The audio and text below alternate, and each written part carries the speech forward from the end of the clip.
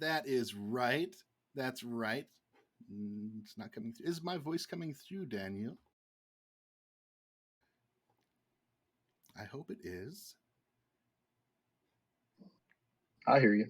Oh, good. Hey, good. Okay, it is not showing up on my stream little bouncing thing. All right. Well, hey. All right. It is episode 1. It has been three months since we've been on the air, dusting off the cobwebs, getting that dust off the keyboard. I blew on it and it puffed up everywhere. No, I'm just kidding. I've been using the keyboard for a lot of different things for the season, the pros we're in right now. But mark your calendars for Wednesdays for the next 3 months or so, because that night is reserved for minor league fights and insights. Welcome. It is Wednesday tonight. It certainly is. Episode 1 of our third series. I'm calling it series because season is already taken by football. So series 3 covering season 6 of SFLM. Just to keep that straight. I'm Axel Raven. I was about to say my real name, Justin. Doesn't matter, but I'm Axel Raven. Nice to see you all. For those new joining in, we are here to start a new beginning. It is a great time. We are about a week and a half away from the kickoff of this season 6 for the minor league. I'm really excited. I'm here with a bunch of other fans of the minor league, fans of football, fans of just hanging out and chilling, and maybe some will be doing some after dark broadcasts in the future. That's always fun. Anyways, I'm here tonight with Daniel, right? My right-hand man. How are you tonight, Daniel? How you doing, guys? It's easy to know your name when you got it printed on your shirt. So just a reminder, if you want to make it easy for yourselves, the Waffle Man is here, ready for another minor league season. Excellent. We also have Derek Meerkat. Derek, how are you tonight? I come at you live from the Meerkat Den. Absolutely. I am pumped. Good. And Johnny Reno coming to you live from Texas, right? That is correct. Yeah, glad to be here, ready for the new SFLM season. It's a letter salad, alphabet salad, something like that. I posted the little thing yesterday about the minor leagues, minor league fights and insights in league chat, and BJ messaged me like, "Hey, you might need to edit your post because I put SLF and not SFL." I just sort of, you'd think I'd be able to spell the league in some way. But anyway, so we're here. We're your crew tonight. A lot of these people, these faces you'll see across every episode for the most part. We will have new ones coming in. People might be busy a little bit, so we're going to be ebbing and flowing. If you are interested in joining us, whether that's through a little interview that we do with players throughout the season, get you a little bit of provide you a little pedestal, a podium to stand up. We talk a little bit about who you are, what you bring to the league, what you're passionate about, things like that, to sort of share to all the general managers of the pro teams, to really try to help get your name out there and get people excited and hyped for you, your player. And we also cover a lot of learning topics sometimes. You can definitely check out last season and the season before if you join our Discord. We can pop that into the chat here too. Just type !Discord. It should pop up if you're not a member there. Anyways, we can let's get a little bit started. Again, we want to introduce a little bit who we are. So you're probably thinking, who are you anyways? Who is this guy and these other people here just hanging out? And what the heck is this? So it covered a little bit of that already, but we're just going to tell our story just a little bit, just to give you an understanding or idea of sort of who we are. So I'm Axel Raven. I joined the league in February of 2021. I was assigned to Tacoma. I'm an outside linebacker. And I joined in February. Our season didn't start until end of April. So I had a couple months of progression, getting in there and doing things. I come from a graphic design, visual design background. So I did a lot of some writing and some graphics and things, helping out there with my team and with the league and other things for fun. And I think my interest sort of, it got really cool. It got really interesting. And during the season, I met Daniel, who came in. I'll let him share more of his story too. But, we hit it off. Johnny was our quarterback back then, taking over from JQ, who was drafted just before I came in. And then we had a season. We played. We was drafted. joined a couple teams, and have since been able to be lucky enough to own a team now, which is awesome. I'm excited about that. So I was last season, the season before, helping to coach Madison. So that's another one of my ties in. Love helping people progress, answer questions. I found out all this stuff by just asking people. And so instead of trying to ask people, I'm like, there's so much information that if you don't know, you don't know. So this is our opportunity to give back to you all information, give you a chance to sort of see yourselves hyped up and, center spotlight and answer the questions that you might have. And then, yeah, I started the show. Never done anything like this. Tend to be an introverted person. I get excited, so sometimes I jumble my words, and I sometimes will get a little inebriated on camera. Sometimes tonight I'm drinking coffee, so I'll be good there. I have a little. You might be able to tell I'm a little caffeinated, but we have a lot of fun. That's really what we're here for, is building a little community. Not really building the community, but just having further building the minor league community that already exists in the SFL, and just trying to make that as rich of an experience as possible. Before you move on to the pros through the draft, and then after you get drafted or move on, we love people coming in to help give back to those coming up. So, all right, I'm going to pass it over to Daniel. Tell me a little bit about your story, or what was your SFL story, and why are you so passionate about it? Well, as you said, Daniel Wright, I am the Canadian on this panel. Born in a small place called Bay Bulls, Newfoundland, Canada. Weird time zone, hour and a half ahead of Eastern. We all love it, except for me, because, games tend to be a little later than usual. Right now, I'm going back to college, going in web development enterprise. So I'm learning Python, JavaScript, HTML, and, trying to get myself ahead in life as we continue on and make that money. Yes, Axel. I see the hand motion. I joined, as Axel was saying, I joined a little later. I joined the second week of the season. So it was a bit of a later come. So end of April, maybe into early MA. I can't remember the exact season date. 3 to be specific. So over a year ago. Yes, over a year. I know nothing about football, or I should say I did not know anything about football when I first joined the league. And boy, have I been caught up to snuff now. I'm actually helping out with Axel when I can, or with the Minnesota Legend when I can, with the team's offense, defense, and scouting. If I can get a chance now with school or college, I kind of got honed up with college now, but used to. And I talk really fast, as you can tell by my accent. But the real reason we do this, and me and Axel collabed about this long ago, we are the original people who talked about this minor league fights and insights idea, is when we played, we lost all communication with all these kind of chats and voices that talked about the minor leagues, except for AJ, who did interviews, and we had one other person from Portland. I can't remember his name off the top of my head right now. Lozano. Nelson, thank you. Who used to do interviews, but we didn't have anyone that talked about the minor league. We did, and they stopped after some conversations going on with other people, and we decided to pick up the mantle, and we cannot be prouder to do so. Excellent. Thank you, Daniel. Now on to the Meerkat Den. Derek, what you got for us? Well, I'm almost Canadian. Minnesota is basically Canada. Anyway, so I came in minor league 2 seasons ago. As a safety, I went to Annapolis. I had a blast in the minor leagues. And once I got on the show, I was super nervous to get on the show the first time. And now look at me, I'm doing it all the time. But I really wanted to be on the show more because there's a lot of stuff that I didn't know in the minor leagues. And I reached out to people. And then when I got hooked up with the show a bit, I asked you and Daniel questions and stuff. And that really made me more passionate about it, seeing that I can be the person that can help people and be that guidance for them and make them more comfortable. As somebody who was incredibly uncomfortable the first time I did an interview, I can kind of tell people that, be like, hey, I know you're not comfortable with it, but either was I, and I made it through it. It's not too bad. and that's what I really like about the show too, is that it's not, the questions aren't hard hitting questions. You're not you're not bringing somebody in here to grill them. You know, you're just having a conversation and getting to know people and getting them out there, and so other coaches and GMs and stuff can see them.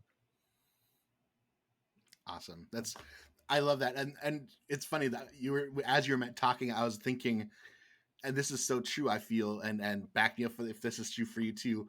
You came to the league for the football. You stayed for the community. That's the camaraderie. It's the people here in the chat. AJ is a great, Ashley is a great advocate for that type of thing too. Just bringing people together and getting to know the person behind the player. Again, that's what we try to do here too. Johnny, tell us a little bit about your story, or your, you've been in here longer than I have, than anybody. You've had the longest tenure. But tell me about your story, about how you're helping in the minor leagues right now. Yeah, hey, Johnny Reno, currently quarterback of the Minnesota Legend. I was the quarterback in Tacoma seasons 2, 3, and 4 of the minor leagues. So I had plenty of time to enjoy the minor leagues. It was a fun experience. Throughout the 3 seasons in the minors, I met multiple people. Honestly, when I think Axel and Daniel, I believe y'all joined the season after season 3, after my first season. I feel like you guys kind of brought a spark to my experience within the league and getting to know you guys. And honestly, I'm here to give back to what I got from the minor leagues. The relationships, kind of like Derek alluded to, sometimes you don't know things. You ask questions. You see other people doing things. You're like, wow, that's interesting. I kind of wanted to, dig into that or learn that a little bit. Currently also, I am helping out in Tacoma with a little bit of scouting. And that's been an experience as well. But again, it's helping out the people in the minors now, kind of get on a quicker foot than maybe I did when I was in the minors to learn the depths of the league. So it's been a fun experience. And again, I'm just here to give back and help out anybody that I can. I love that, the depths of the league. And I imagine somebody like a free diver or something. You can go as far as you want, as far as you can hold your breath. I think there's enough depth in the league itself that there's something there for you, something to support you, or something that you can do. Oh, I learned about this, which then leads to this, which then leads to this. And you keep digging, peeling back the onion, and it keeps going. So that's awesome. I appreciate you guys for being here. Also, this is the 3rd season now coming to do this. You guys have been here since very early on, and I appreciate the support you guys have had. I usually get all gushy and teary on the last episode, not the first. So we're going to bookend it with that then.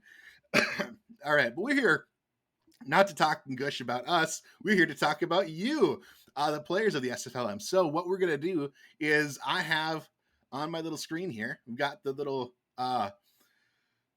portal pulled up here. So we're going to just sort of jump through different teams and take a look. I've sort of overlooked the teams, did some ratings. I know the others here, Daniel, Derek, and Johnny, have done this other digging as well. We're just going to start walking through the teams, maybe pulling out a few different players, talking about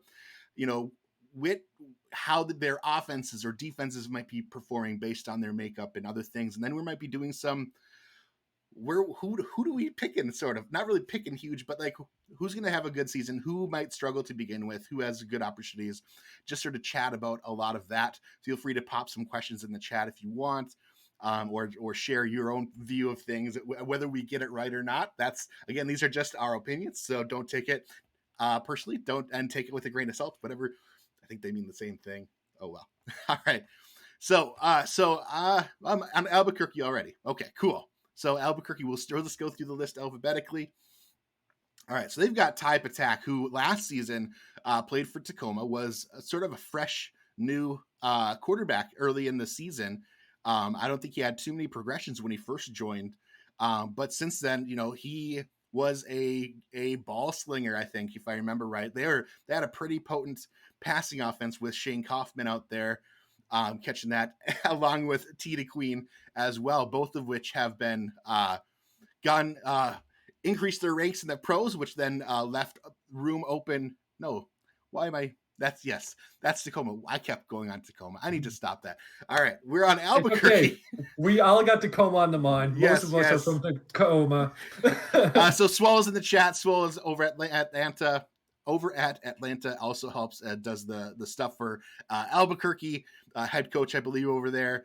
Ty jumped over, I think, because of his ties with Atlanta. I think pursuing some scouting and just wanted to continue make that a nice vertical list of helping Atlanta, helping Albuquerque, and playing for Albuquerque. So he moved over there to sling the ball for the Adams. I think so.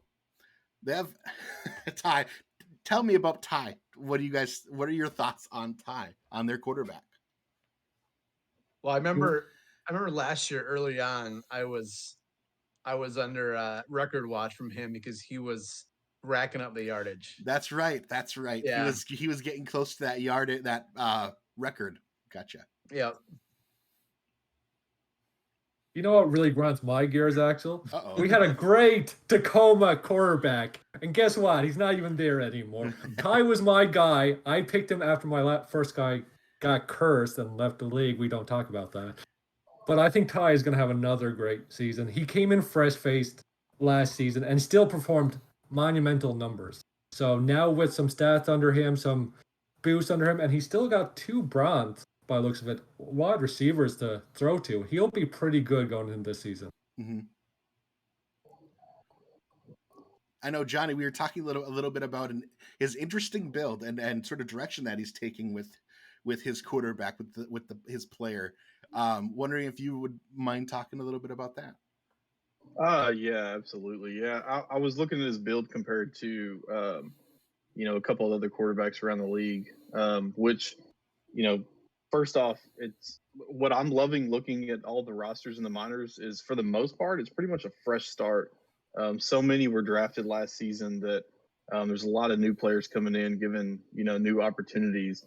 But yeah, Ty Patek's going to do just fine. And like Daniel had said, he has 2 good wide receivers to throw to as well.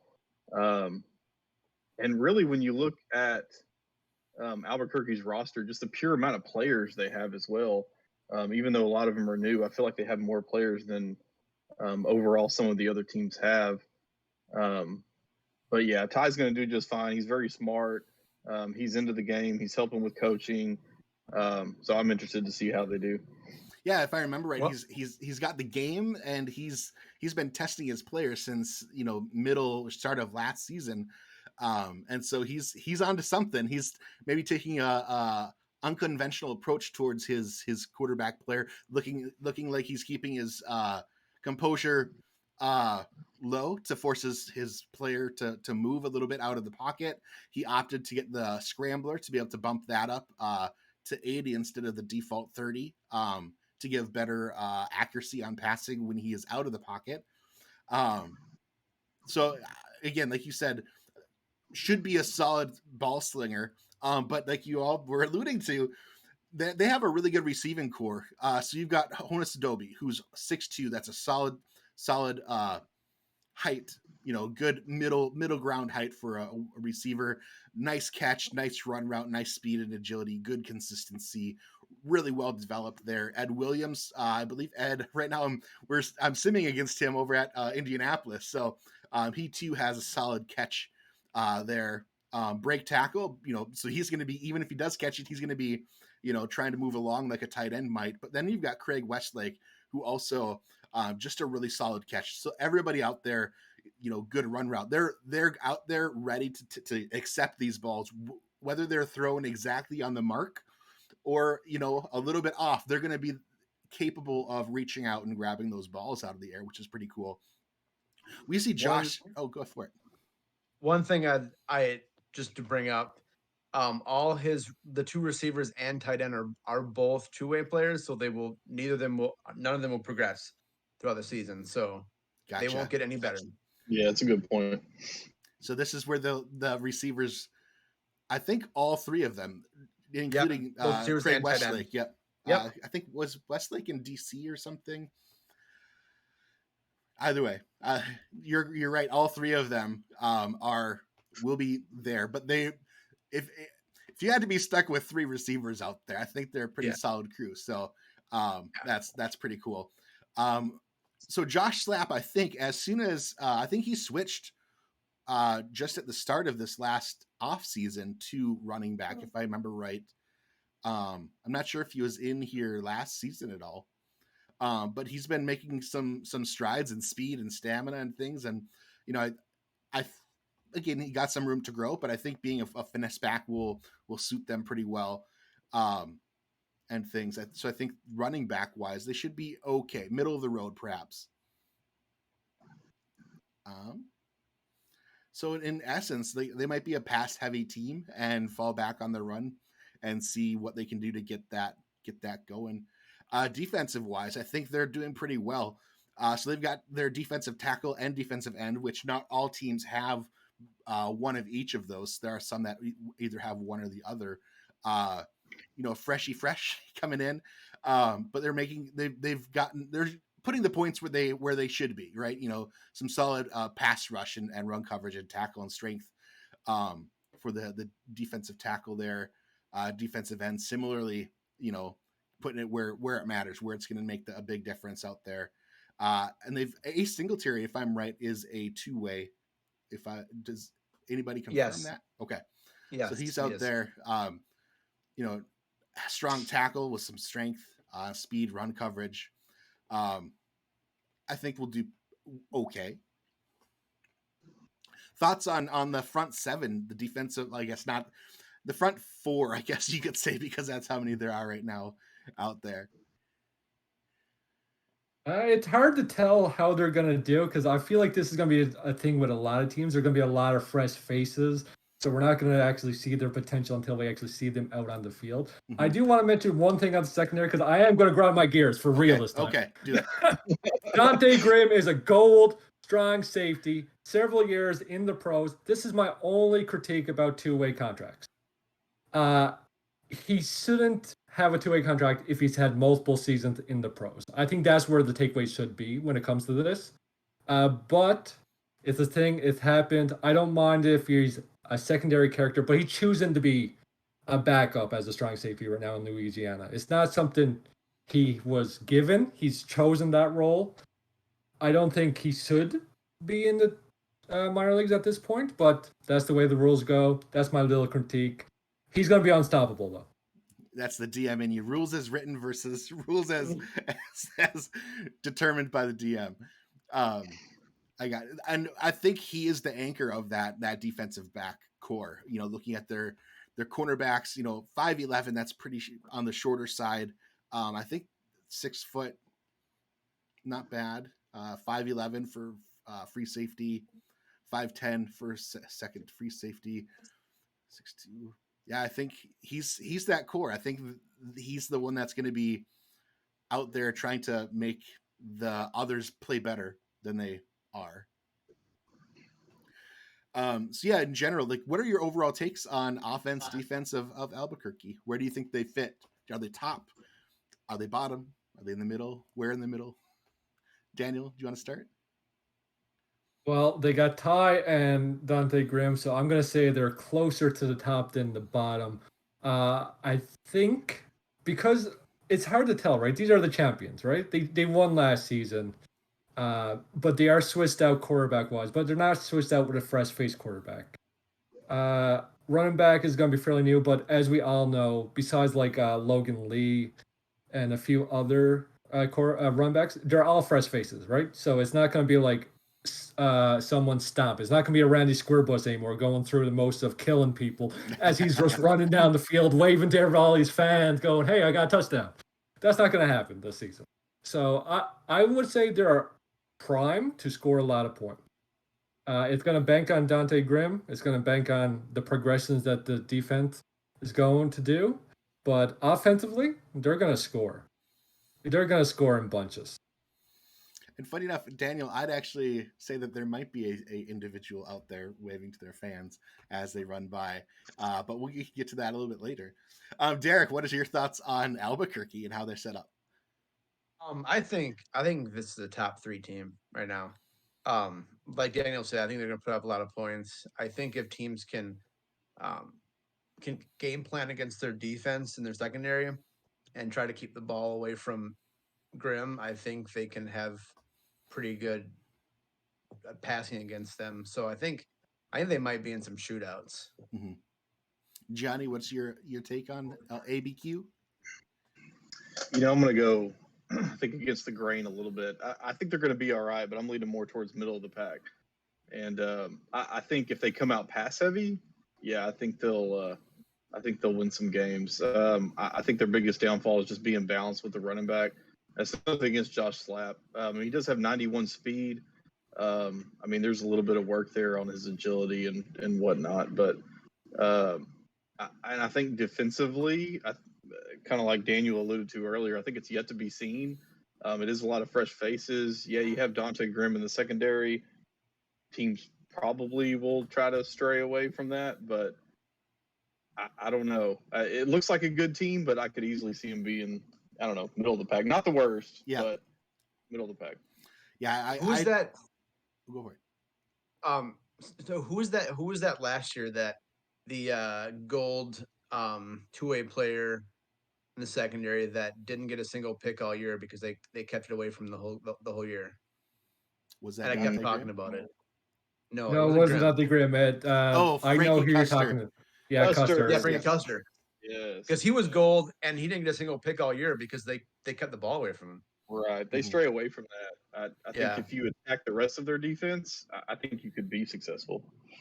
Yeah.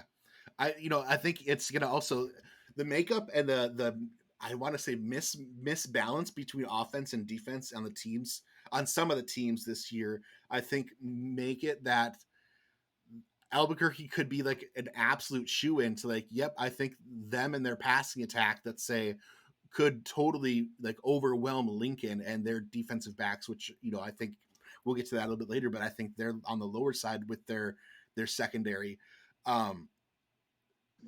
So I think it's going to be a game by game thing. And that's the fun part of the minor leagues too, is that these teams are going to be continuing to evolve and get better and better.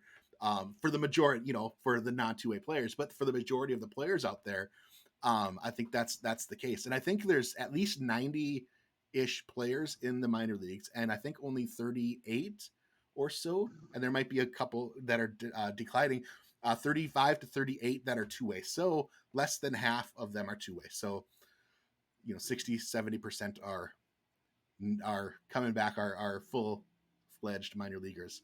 All right, so we'll switch to so my thought. They're in the top three. Agreed. I think they, depending on how they come out, I think they could be battling Lincoln for top spot kind of thing. To begin with, if they play well, they should. I would not be surprised if they did end up in the playoffs, did end up in the championship game, and potentially could win a back-to-back as well. So we'll move on to Annapolis. A team close to Derek's heart. So we see Gene Struthers coming back for, what is it now? He was there halfway through the season 3. So half of season 3, 4, 5, and this is then going to be technically will be his 4th season. And he's a superb, looking at his stats, he's got great height, so he can see over those defensive linemen. And he's, pretty much full-fledged. And I think it's smart. I could see him, in preparation for the draft, not taking any animations and just, saving or just cranking up, getting through, getting his consistency and composure up there, maybe a little bit of strength, and then wait for whoever might draft him per se, and spend the money in his first pro season on animations, and let that team decide how they want to use him, versus going too heavy into that. But I think he could have a great year. He's a great person, a great passer out there. We've got for receivers, and we'll just skip right past the running back for a second. Ronnie Shanahan coming over from DC, I think he is. So two-way player out there. And then we've got newcomer, I believe, Goldie Morrison coming in as well. And then Joel Harleman, I can't remember, but he is a two-way as well, I believe. He is. Cool. All right. So what are your thoughts, Johnny, we'll start with you. We'll go the right to left. What are your thoughts on the passing side of the offense here for Annapolis? Yeah, looking at it, I mean, I like it. I think Gene Struthers has progressed as player the way that I think you should. I mean, all of his primary attributes are built. Throughout the season, I mean, by the end of the season, he may have an animation or two. So I think he'll be draft ready come that day. With Ronnie Shanahan, coming back and having a two-way tight end, I think offensively, honestly, I think this is one of the stronger teams. I think where they're lacking is the defensive line a little bit. Looks like they need a little bit of help on defense, but I think what you asked me was offensively. So I like what they have. I like Gene Struthers' build. I like the weapons that he has. They do have a new running back in Chris Grant. He's rated at 76.5. A little bit of work there, but if they can find a way to be balanced, I think offensively they're one of the stronger teams. Mm-hmm. And to call out again, Chris Grant Jr. is a balanced back versus finesse or power. So they tend to be in that middle, are a little bit slower than finesse backs, but a little bit faster. So the give and take is on slower agility or lower agility and speed, higher break tackle. And so depending on where you're at. And then there's a couple animations that are off that are specific to your archetype as well.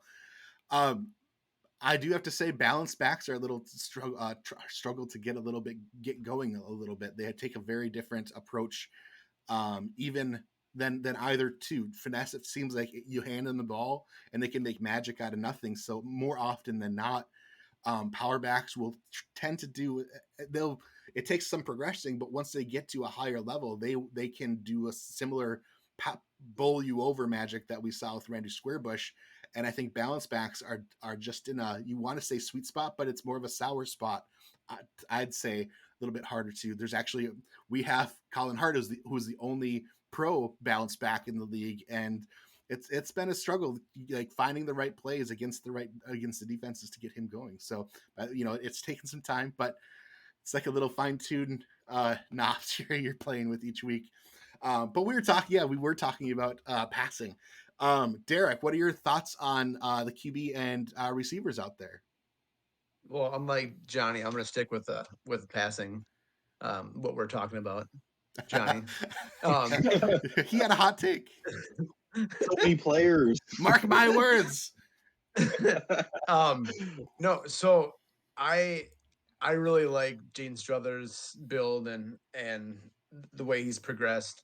I think he's going to play really well.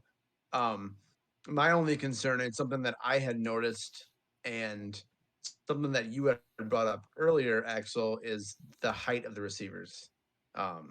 Both 5'10". Even the tight end is only 6 foot for a tight end. That's pretty short. So there's a lot of short guys there that he's got to get to the ball over some taller guys. Yeah. I think there might be a struggle there. Yeah, we're sort of talking about how if you could have a great quarterback, which Struthers is a great quarterback, but if your targets can't get open because they're being covered by a 6'4", cornerback, that could be a problem. And it's one thing if you have like a wide receiver 2 or 3 or 4 slot, quarterback or wide receiver that has that speed, that has that agility to do some of the faster, out routes or some of the closer possessions type of routes out there. It's not the conventional. I think there'll be extra work, and the style of play will not be, hey, Gene Struthers, hike the ball to him, and the receivers are going to go running. It might be a little bit more of a strategic, play choices. So I'm curious to see what the coaching crew will do up there to get that passing game going and to maintain a balance with trying to get that running back going. Daniel, I'll give it to you now. What is your thoughts? Yep. I'm just going to counterpoint Derek's comment by talking about someone in the pros That's one of the shortest tight end, and he's having a hell of a season in Jacksonville, named Caesar Ackerman, good sir. Jordan Sipe will know all about him. But I feel like we're a little fight energy because we're getting excited for new minor league, so I have to put that point out there. However, I'm going to have a different take than these two. Okay. Gene Struthers had a great running back last season. He had great wide receivers last season. They didn't win the cup. They didn't win the championship. They didn't win it all. Gene Struthers doesn't have the arsenal he had last season. I think they take a step back. I think offensively, they're taking a step back. They're going to do okay, but I see a lot of holes, and we'll talk about more about holes when we talk about that defense. But to me, this doesn't seem like a caliber team to win it yet. And I'm looking at the coaching because you can go over to the SFL Discord and go towards the top. There's the information channel, and at the bottom of that, you can see all of the minor league coaching staff and what positions. And there's been, again, there was sort of a mass exodus with the expansion and the rule that owners cannot participate or be on the team of minor league players. So I had to give up my Madison position and things like that. Many other, Ethan had to give up his Lexington position. So there's a new influx of coaches, new influx of head coaches, offensive coordinators, defensive coordinators coming in. And this is, as we've talked about, it is a coaches league in coaching can make a bad team play very well if you know what you're doing. So I think that, again, could be something that comes to play with Annapolis too. Are they able to put in the hours, and are they getting the insights to be able to pick the right plays that suit them and their play, their players, their play style, and what will get them what they need? Last year, maybe they didn't. And even the year before, Derek, you can attest to that too. You guys had a really good stretch, but then things sort of started to fall apart. And I think there were some coaching decisions that might have gotten too too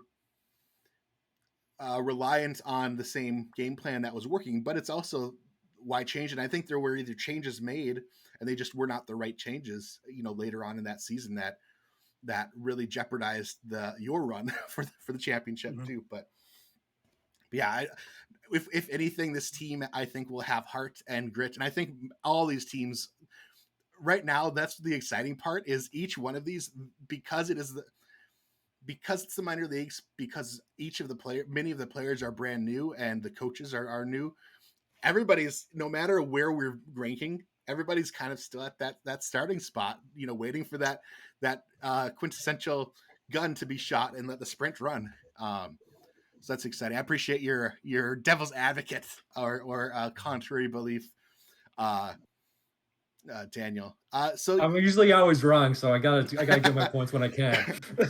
So yeah, so they're looking at them again. 1D defensive lineman. I'm sure they'll get another as the season starts to grow. Those that are watching now or recorded, get your friends to be involved. There's nothing like going through this with people or developing friendships like we have here. Getting them involved, so get more people in to fill some of those spots. Gino McFly, Jupiter Juno. Look, I think Gino was here last season. Was just starting out, so didn't make it in the draft, but able to continue progressing their player. Maybe not. Maybe the Gino's pretty new. Not sure. Either way, fresh linebackers. One defensive end. They've got the 4 starters for the defensive backs. They've got Adam Nold, who seems, nice speed and agility, good coverage, could start to fill out, looks sort of min-maxing kind of thing.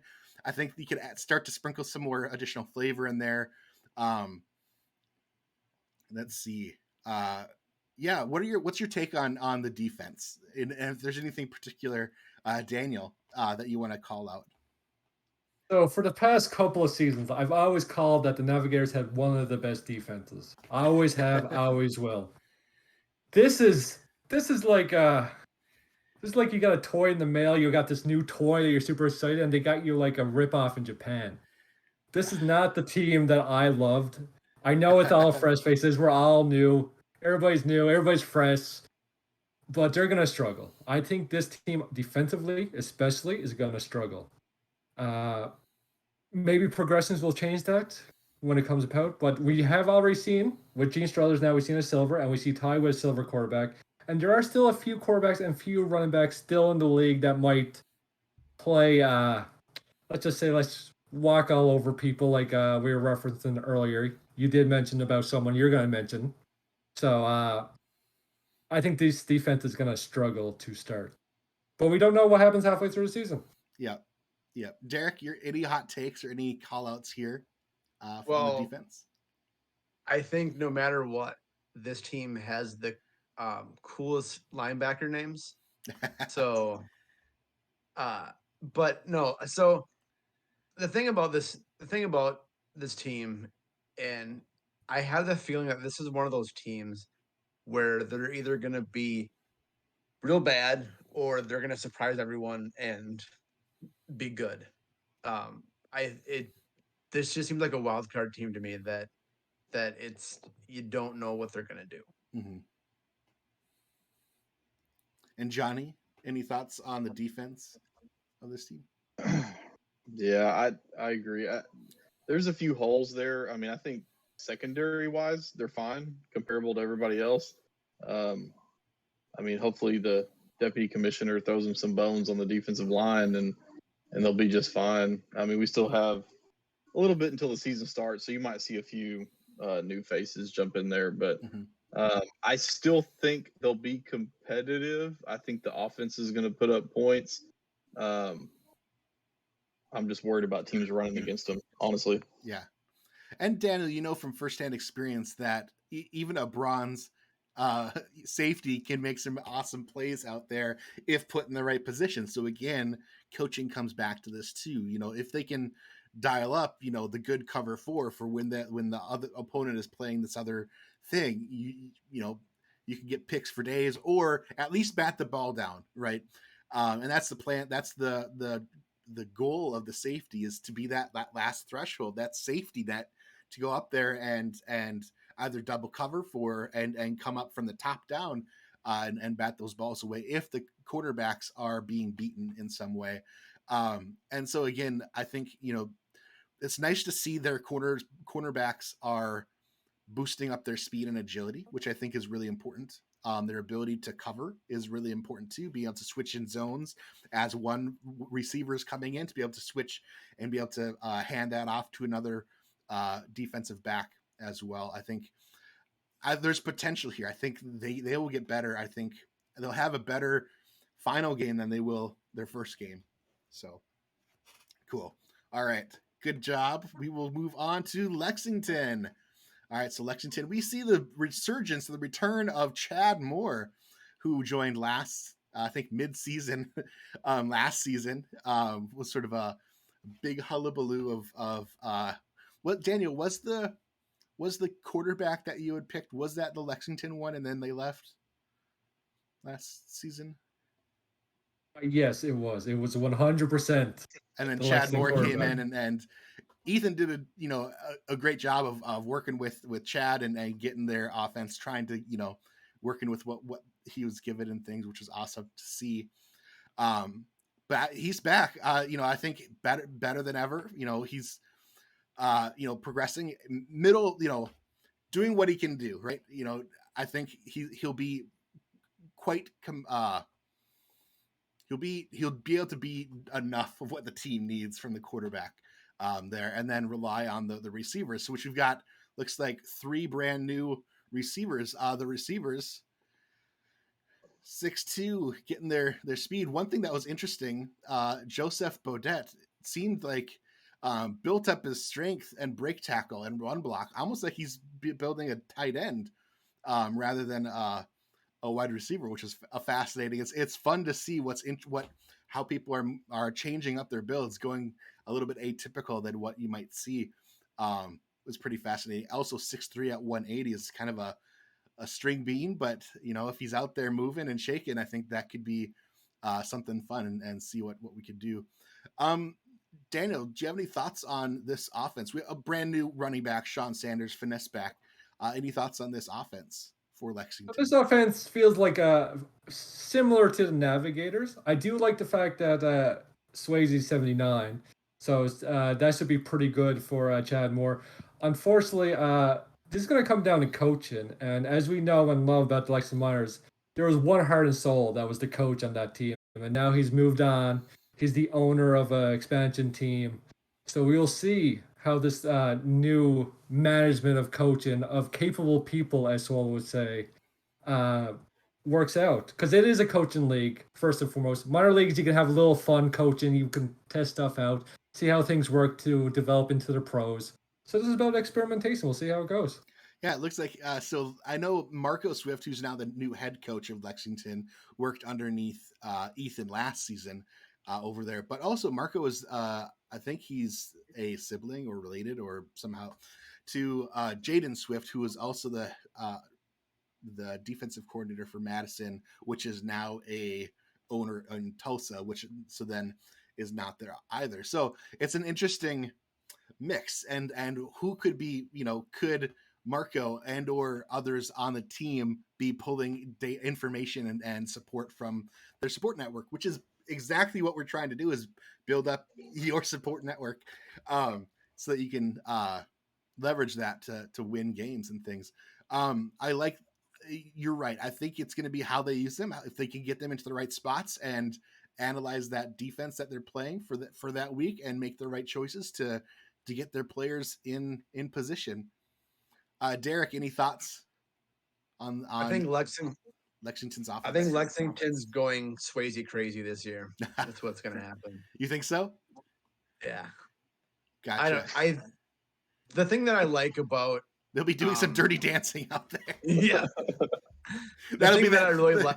Sorry, it's the end zone dance. They'll have to do the little lift. Sorry. All right. No, the thing that I really like about Lexington's offense, and honestly Lexington as a whole, is they only have two-way players. So this team is going to build up momentum, and they're going to get better and better and better. So that offense has 0 two-way players, so they're only going to get better. Johnny, any thoughts on this offense? Yeah, I was going to mention exactly what Derek just mentioned about the two-way players, but I really like Lexington, to be honest.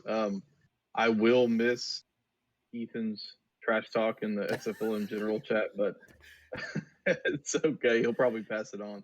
But looking at the QB build, I remember last season, 3/4 of the way through the season, maybe even halfway, whenever Chad Moore took over, even as a newbie, Chad was putting up numbers. He looked great. I really like how he's built his quarterback so far.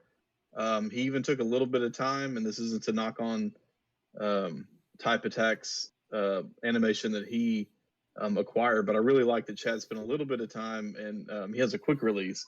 I think in season 4, that was when they just unleashed the ability for the minors to add animations, because I was down there and I couldn't for a long time. And when I was able to, I added quick release. I really felt like, not to toot my own horn, but I felt like the quick release made a big difference, especially in the minor leagues. So I do think that's an advantage, especially with I like Swayze's build as a wide receiver. So I think you're going to see Chad put up some numbers this season. Running back wise, again, another fresh face on the running back side. So again, as long as they can keep it balanced, I think they'll be fine. But I really like what they have going on offense. Yeah, picking up.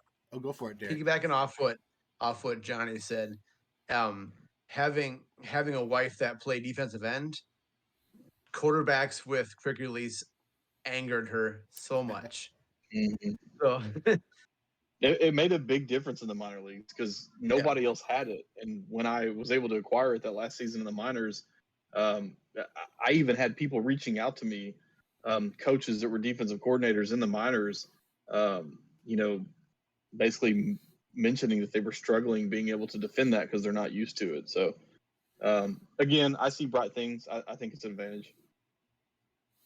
Yeah, I mean, I think that's what it's there for, is to get that ball out of your hands and it's like, oh, that should have been a sack, and pretty much the quarterback is throwing it into the ground, and it's just sort of like, darn it, that's the quick release there.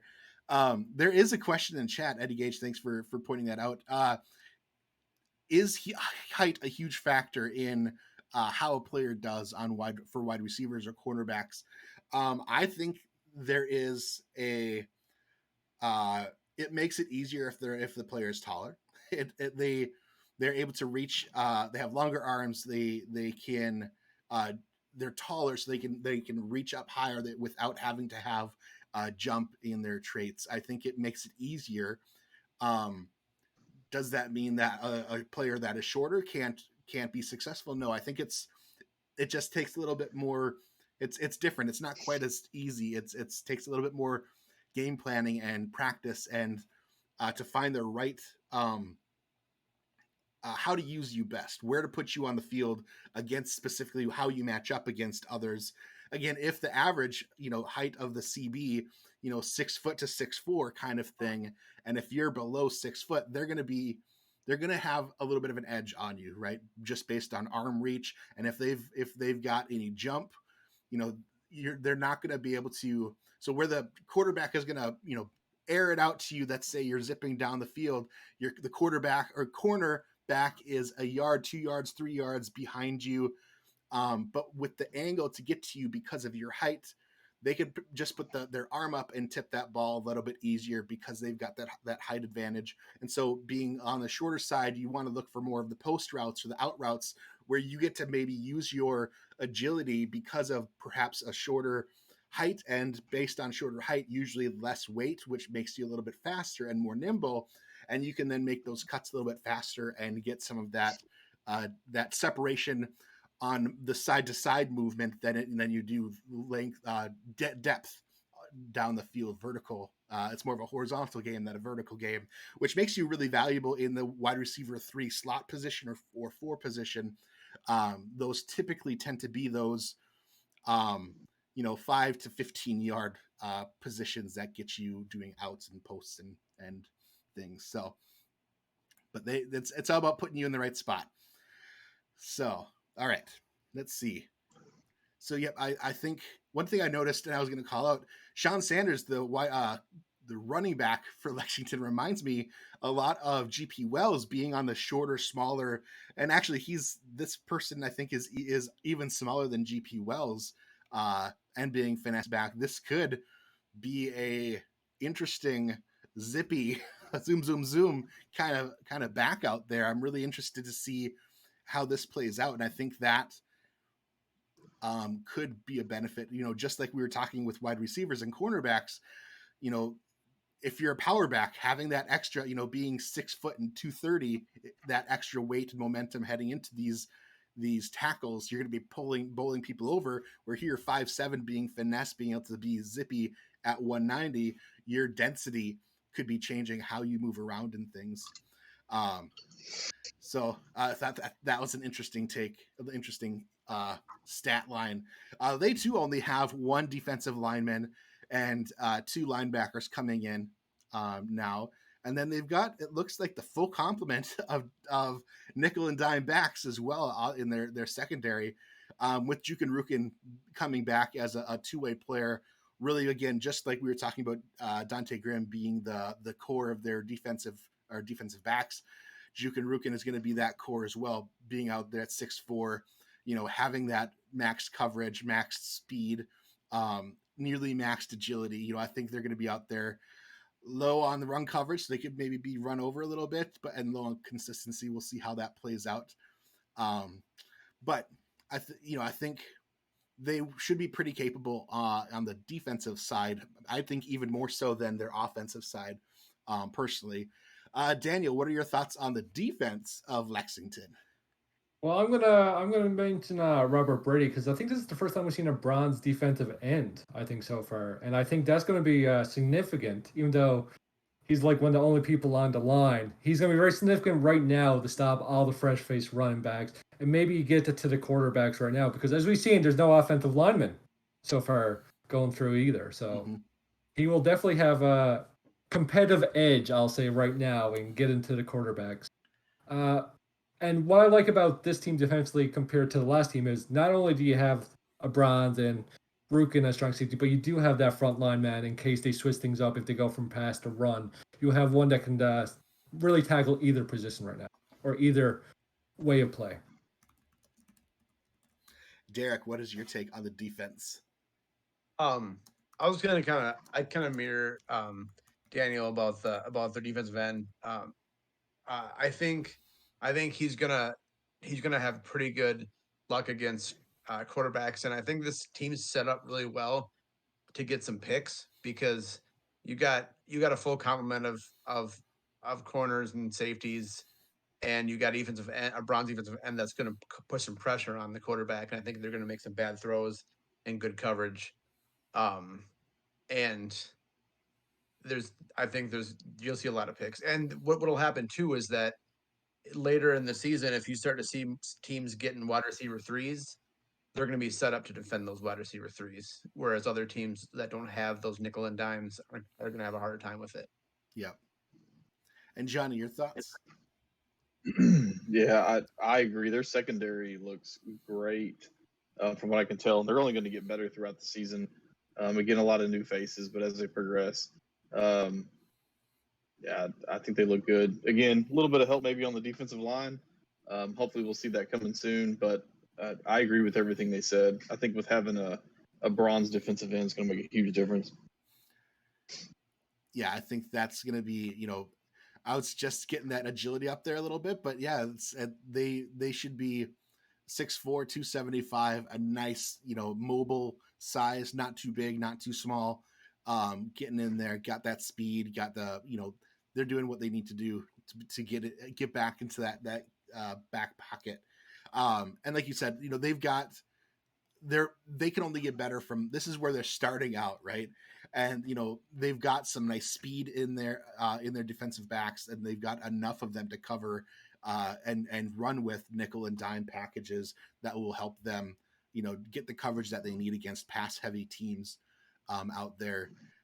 We'll see how they do against the run coverage. Hopefully again, if the runner can get past the front seven, then it's up to the defensive backs to take them down. But again, that you can't be everything all at once when you're first starting out. So it's where you wanting to start. I think they're doing a good job there. So let's see. All right, we'll move on then to Lincoln.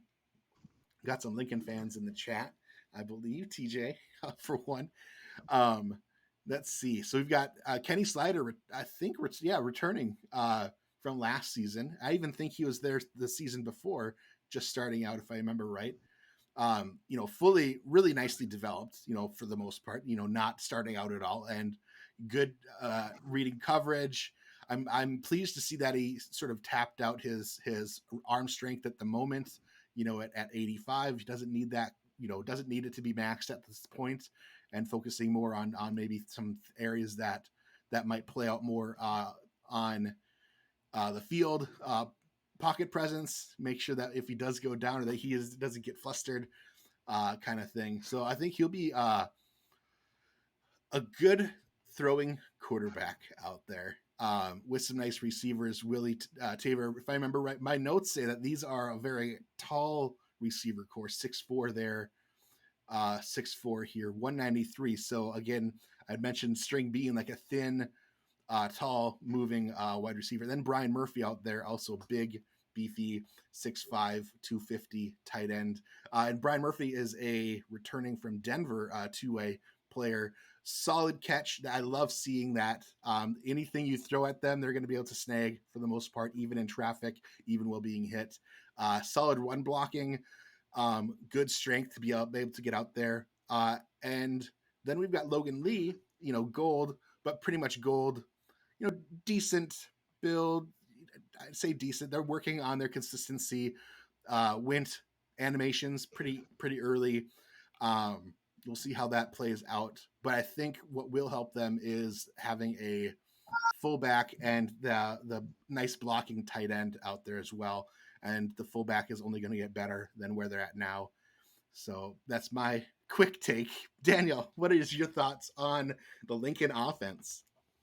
Well, I picked him last season to win it all, and it didn't really work out for me. This team looks good on paper. I'm not gonna follow the hype of Logan Lee having 97 overall stats. His consistency is really plummeted. I don't think he's gonna be the Randy Squarebush of this league in the minor league. I think he'll be okay, but like you said, I think he took animations way too early. He had animations last season, and he really it took him a while to develop. He played really good for certain parts of games, and kind of just limbered around for other times. With Kenny Slider though coming back, being a 95, it's going to be really huge. Got a really good wide receiver. That tight end from Denver has been playing really well in Denver. I've been watching a few games. They've been giving him the ball plenty of time, so it should be really good on the offense. I see Ty mentioning got to get that consistency up, but he has been. He's been, saving and getting that up, slowly as a gold. Interestingly, we've got, in the pros during the off seasons, I like to say we have a choice to be able to cut animations and things. I don't know. I don't think, and maybe the deputy commissioner, I don't think he's watching right now, but I don't know if we have the ability in off seasons for ourselves to cut things in the minor league. So pretty much he might have chosen to go animations and not be able to backtrack from that, and then doing what he can. Once you get up to gold, you have to, in order to get points, you need to save. So that looks like what he's doing, which is the best he can do. He's been spending the last 2.5 months on consistency. So all right, Derek, your thoughts on the offense here? I think it's going to be a powerful offense. I mean, I think the only question is with Logan Lee and whether or not he is consistent. I guess, in lack of a better word. And I think that fullback definitely helps, because I mean, with finesse back and with that speed, if they get a good block from a fullback or a tight end, they could be gone. So I think that's the biggest question, is how the run game will be, and if the run game is consistent, then I look out for that offense. Johnny, your take on the Lincoln offense?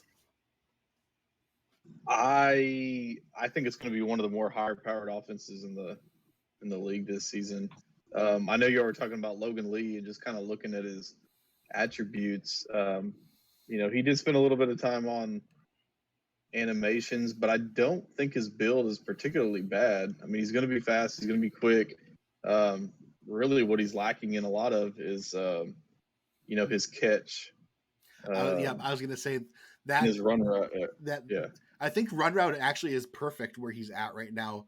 The trouble with run route and again, this is just little insight for any running backs out there. If your run route actually is pretty much equates to how fast you can move while you're running your route. So regardless of what your speed is, your run route is your speed while you're running the route. And so if your route is to go to the sideline, you're going to be there super fast. If your run route is too fast, and by the time the quarterback turns around and throws it to you as like even a check down, you're going to be out of bounds by the time the ball gets to you. So having it be 47 to low 50s is, I wouldn't go much above that, because you're running to the sidelines. You're not having to go out there and beat too much, unless your coaches are going to be using you very differently in H flexes or other types of plays. But I think run route is perfect for him. But catch, those checkdowns are super important to be able to get that ball out. And if I'd say having a base catch of 37, I'd say 10 or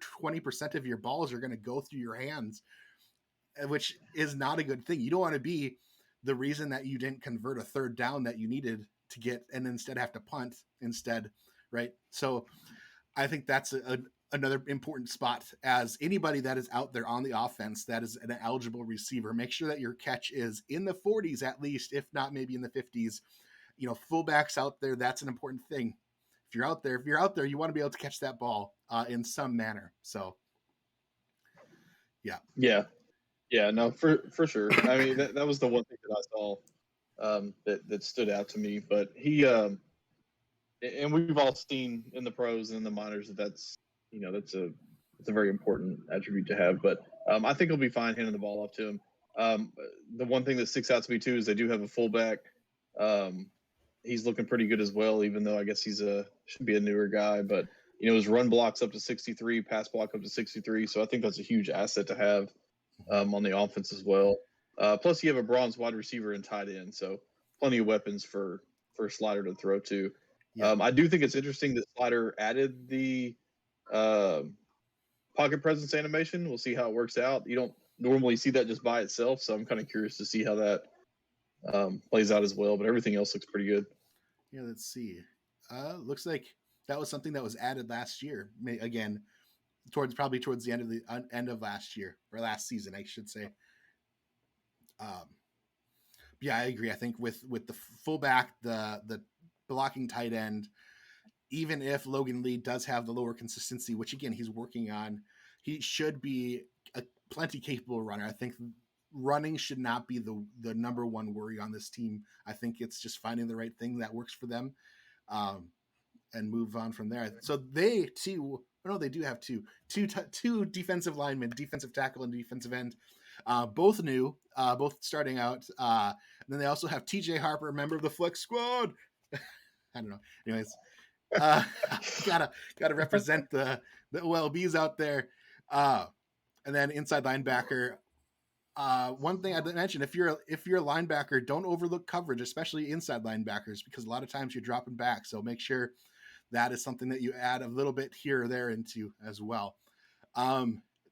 Their secondary, I think, that might be the biggest struggle right now. Is they've got the one fresh, it looks like 2 weeks in, cornerback, and then they do have Ham Anderson returning as a two-way.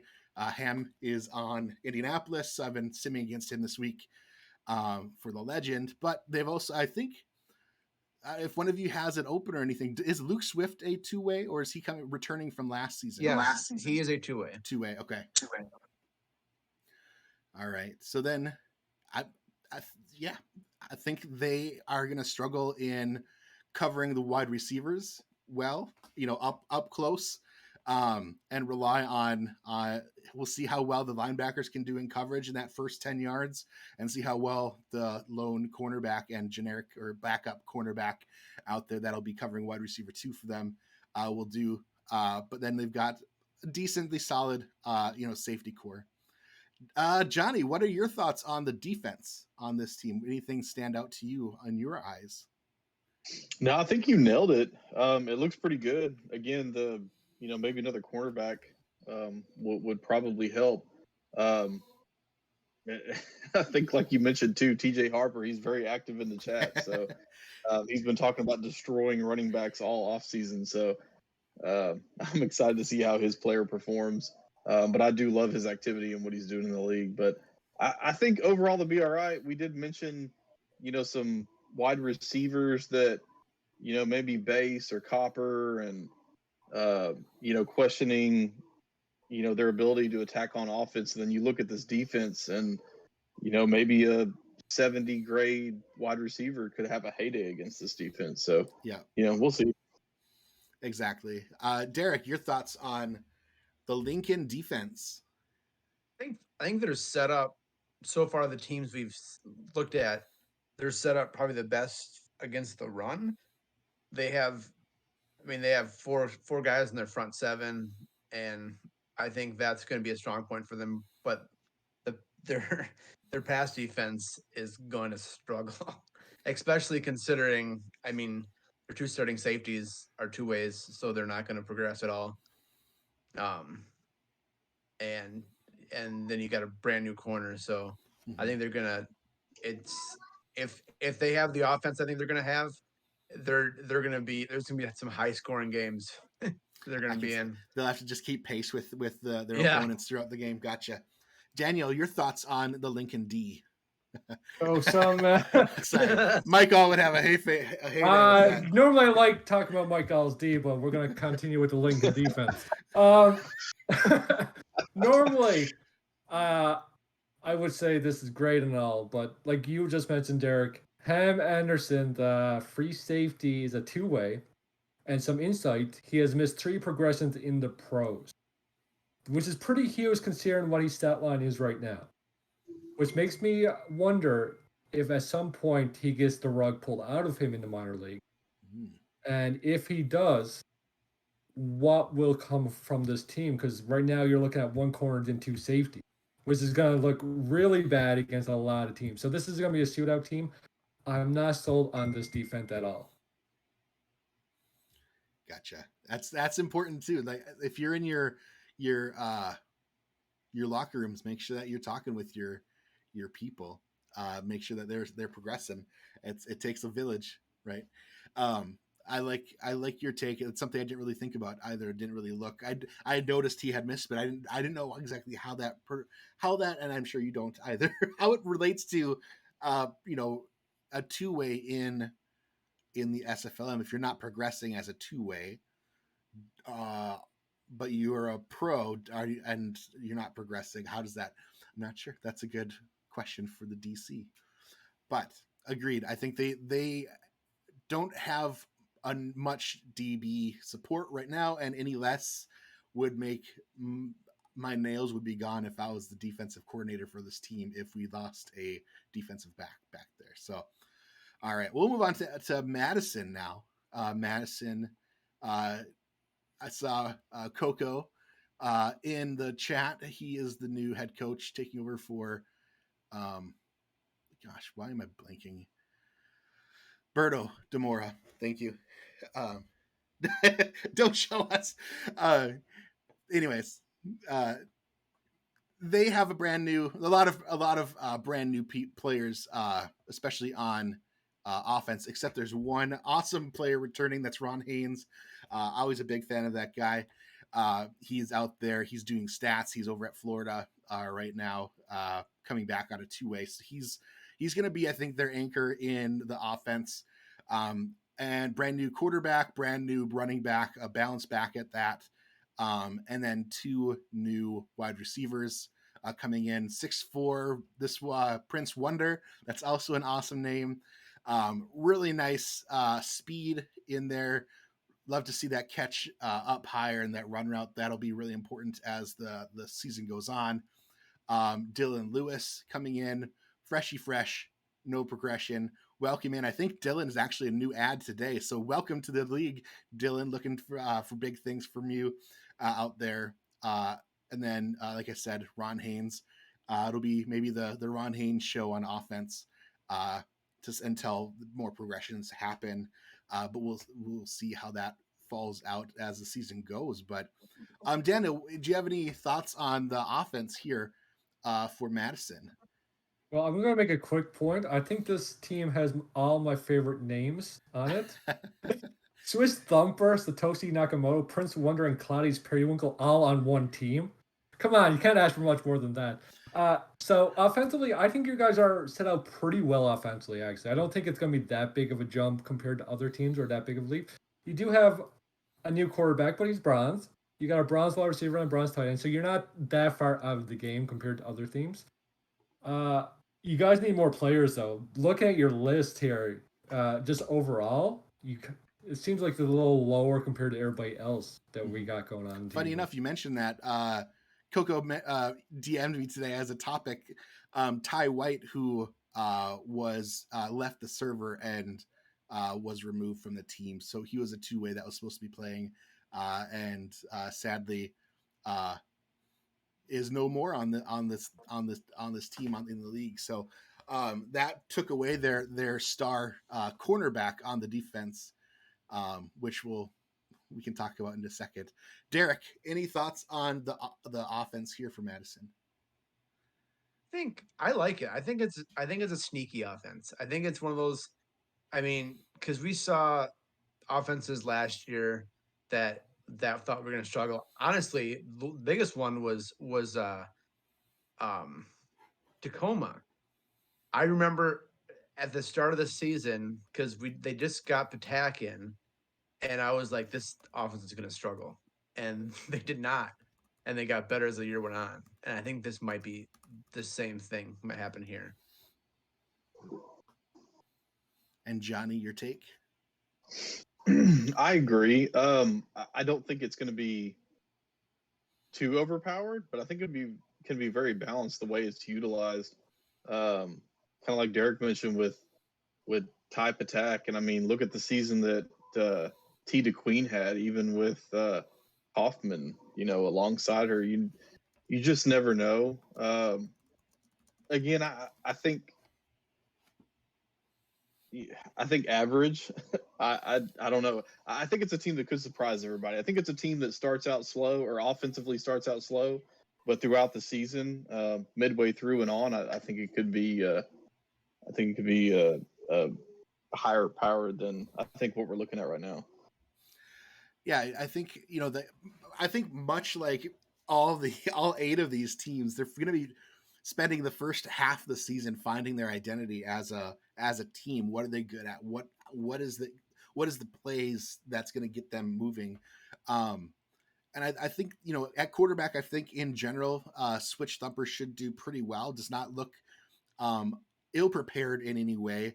And with Ron Haynes out there as their anchor, solid receiver, looking for some nice corner routes from the tight end or some other routes to keep those drives moving. And if they can keep the drives moving, I think that it might be a slow, methodical type of offense might be best suited for them. But again, they could have a couple of breakthrough games if they prepare right against some of these teams that are lacking in certain areas on the defense and really capitalize on those deficits. So it could be certainly a game by game thing. It's not something, I don't think they're top of the pack. I don't think that they're bottom of the pack.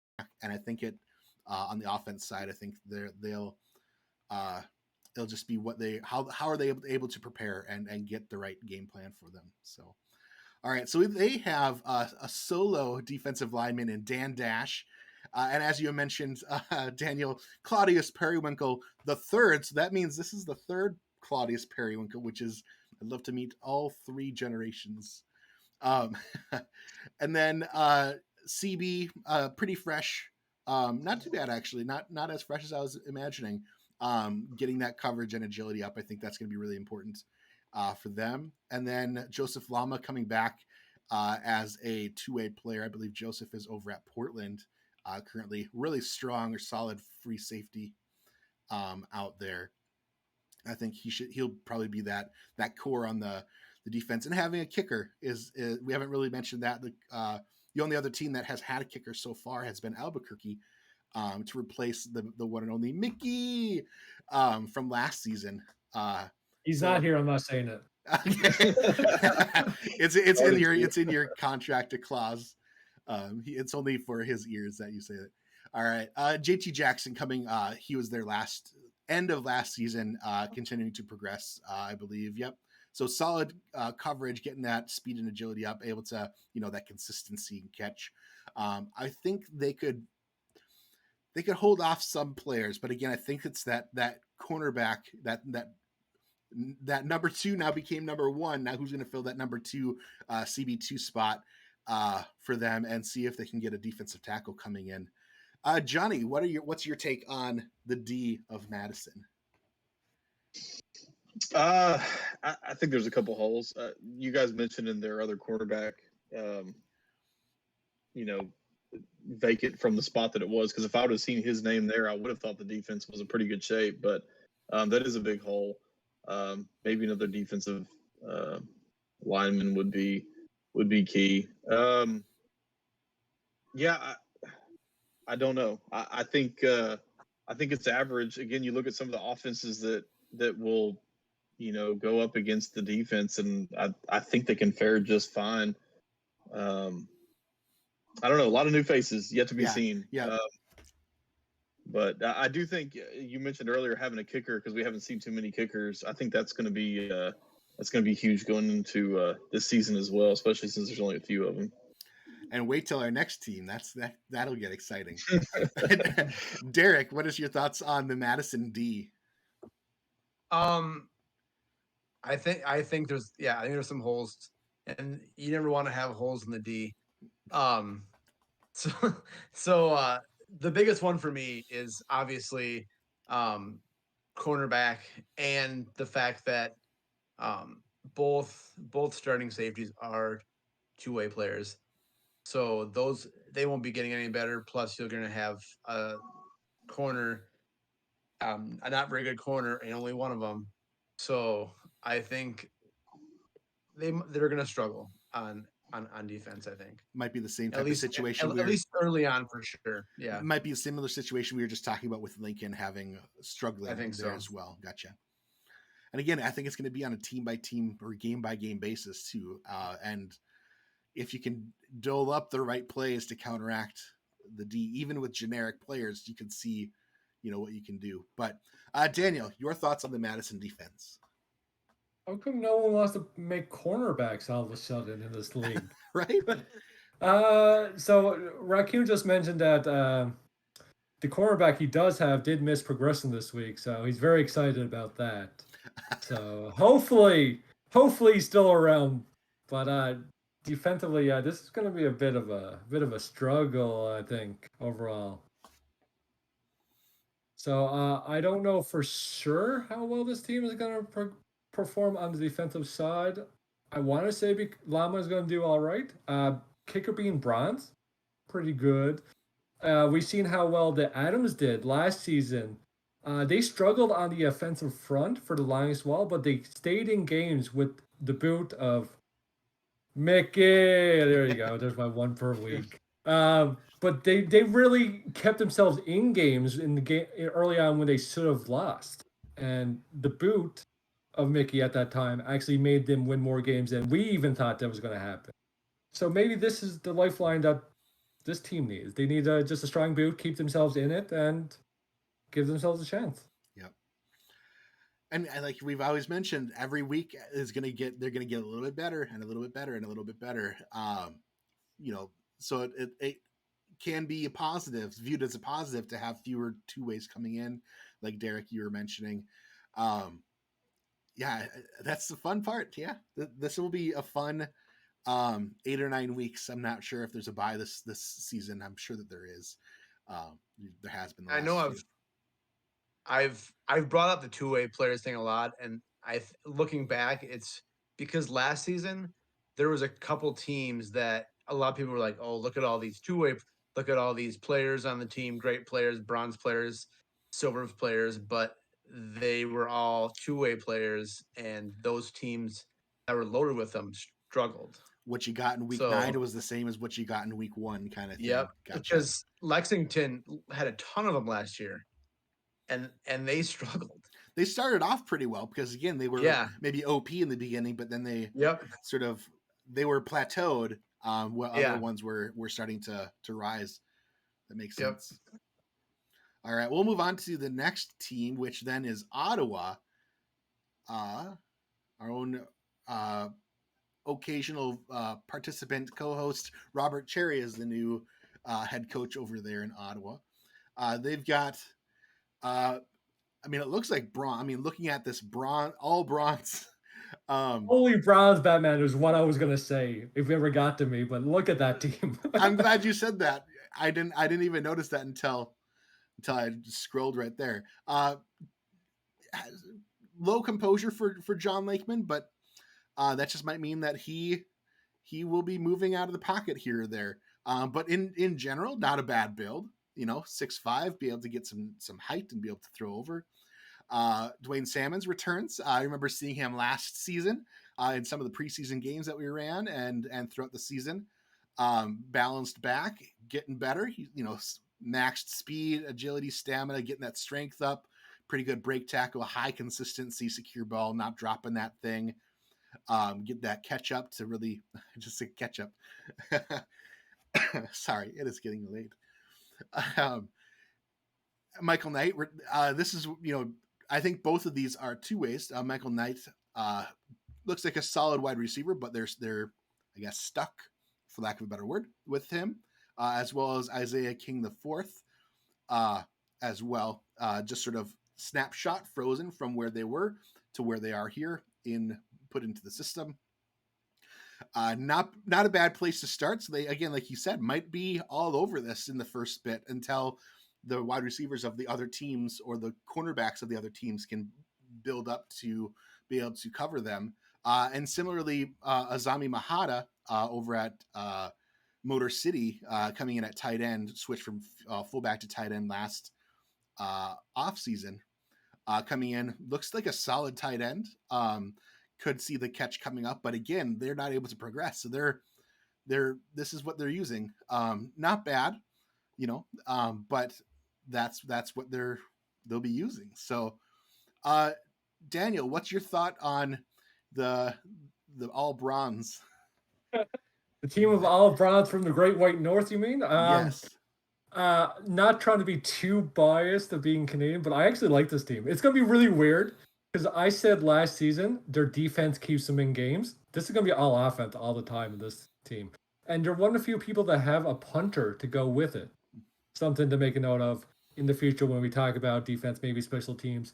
But offensively, they're set out ready to go right off the get go. Now we'll see how that goes halfway through the season, towards the end of the season. But if our good buddy Mr. Cherry can show his skills as a head coach, they should be able to knock off wings early on and give themselves a good position to make playoffs. Mm-hmm. Derek, your thoughts on the offense of Ottawa? I really like the offense, but I think it's one of those teams that they got to get wins early, because once again, both wide receivers and tight end. That's it. That's where they're going to be at. But I do really like Dwayne Salmons, and I think he's gonna have a good year this year. Mm-hmm. I wish there was more support, like a fullback for them, and again, maybe that might come in. I'm gonna check to see quick. Not that much run blocking here by the tight end, but at least it's a warm body out there to take on to block out there in front. Johnny, what is your take on the Ottawa O? Yep, I totally agree with what everybody said. I think it's very balanced. I mean, I like everybody's build. Dwayne Salmons had a good season last go around, so I think you're going to see a lot of his name being called. But yeah, they need to win early, and because like everybody said, halfway through the season, when everybody else gets to progress, I think you're going to see them catch up. But overall, I think they should do well. I don't really see them struggling on offense. It looks pretty good. Like I say, I think early on you're going to see them attacking. Mm-hmm. So on defense, we've got the one lone defensive end. Looks like a few been here for about a month or so. And then Timothy Connolly, who I think is either a two-way or it's been here last season. Do either of any of you know? Timothy is a two-way? Yeah. Yes. Okay. That's what I thought. But with his build, I would assume it was. Yeah, his build is great, and he's going to be out there, doing what he needs to do at OLB, which is great to see. Actually, I want to check coverage. A little lacking in coverage, but that's not the hugest thing for outside linebacker necessarily. Inside linebacker, a little bit more needed. But that again, this is where Tommy Wellbrock Bussey. We'll see if that's right. I don't know what he can do with his progressions to get up in there. But again, this is where we all started. I remember seeing this and being like, man, how am I even going to get up there? And I'm still, I just turned silver a few weeks ago, and I've been in the league for well over a year. We'll see. I mean, it takes some time. It sounds old when you say it like that. All right. Then we've got a single cornerback with Roy Towers. Nice speed, decent coverage, wants to catch the ball. I can see spreading more of those points around in agility and consistency and things, but not bad. Then we've got Cody Tanaka, Matt Ryan, GB Wallace, who I don't think is a two-way, but is returning from last season. I think he joined the league halfway through that season, and I think he has got glasses, maybe, if I'm right, if I remember his profile picture from last. Anyways, so I think he might be, nice max, speed, agility, coverage. Could see some consistency coming in there, but I think doing pretty good. And then, like we've mentioned, the kicker, powering up there, getting there. I think that'll come and help them better than a generic any day. And then that punter, getting that power and be able to confident corner some of these kicks could literally be a game changer when needed. Could really help that. Johnny, what's your take on this defense? Once again, I think it's lacking a couple spots, but overall, it's not too bad. Like you mentioned, the cornerback's got a lot of speed. It'd be nice to have a second one there. But I mean, overall, again, like we mentioned, with I guess the word to use, mediocrity of some of the offenses in the league, I think they can fare just fine. From top to bottom, I think this team is in shape to make a run. I really don't see any issues. A lot of it's going to be with the new coaches and how they utilize, the players that they do have. But kicker and a punter, I think it's huge. I'm really interested to see how the punter plays into some of these games this season. And Derek, the D for Ottawa. Well, first of all, if anybody has any friends that want to play corner, I was just thinking that because we're lacking this year. Interesting note. Their only defensive end. Looking at the portal, he's missed 2 straight weeks. So that could be pretty devastating for them. For those of you on Ottawa, make sure you're pinging. If it gets close to that, Monday night or Tuesday afternoon, if you check progressions, you can see who's done them and who's not. So go get a mother beer like T the Queen was last season for Tacoma. Yeah. Try to breed that connection that helps that people stay engaged and progressing.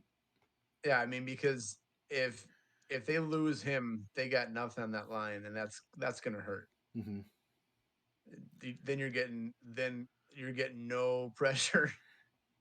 Yeah, and you're forcing your linebackers to do the business of the line. Yep.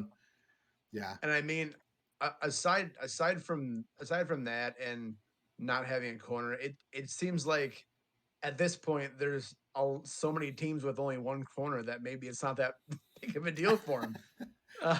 They'll be par for the course. Daniel, your thoughts on the D of Ottawa? There we go. I have no idea at this point. It really feels like that the expansion raid of last season has really taken apart the minor leagues, especially in the defensive end, because we got that 4 extra roster spots where I'll fill in extra corners, extra safeties, and nickels and dimes. So it feels like it's taken a hit here for this particular reason. And that's, I guess, why we're seeing the defenses not as bolstered as they once was. Having only one corner, it's pretty bad. But, I mean, this is the 3rd straight team that we've seen one corner. So who knows? They had 2 free safeties, though. But funny enough, though, I mean, this harkens back to season 3, too, when we were on Tacoma. We had Cody Griffin, but I don't think we had a second corner for a while. And even if we did, they might have been there for a moment or two and then left or something. I think we just got used to seeing such great teams in the minor leagues that maybe this is, it might take this season, and then next season we'll get even better. So I think that we're just spoiled the last 2 seasons. It could be that, because I do remember our season, we actually didn't have a strong safety for a couple of weeks as well for that. So at least every team has a strong safety so far. Yeah. Safeties are no issue. We should maybe switch to cornerback. Might not be the worst thing in the world. You can throw a safety into a dime or a nickel, or, make him a secondary cornerback if you play defensively. Right. So it's not the worst that they have a second free safety in this regard. It almost acts like a corner. Mm-hmm. Yeah, I mean, they're the best position out there, safeties. It's D&D. Oh, all right. Hey, he's getting interceptions. I just tip it to him. That's all that happens. Yeah. All right. So we're gonna move on to the San Jose Flight, who lost their quarterback, just gained a quarterback. So let me check the position claim thing. Yeah. Oh, Austin. His name is Austin Blanco, quarterback, number 7, 6'4", 224. I already have it looked up for you, Axel. Excellent. So he'll be Austin will be in there as the QB. starting in there. So they'll be, at least they've got one that's perfect. Someone coming in. It's excellent to see. I think it was a friend of Saren Storm or something coming in. That's great to see that friends are bringing other friends in. Friends don't let friends not sign up for SFL. There we go. New T-shirt. I don't know. Dare keeping kids on SFL. I don't know. Anyway, so sorry.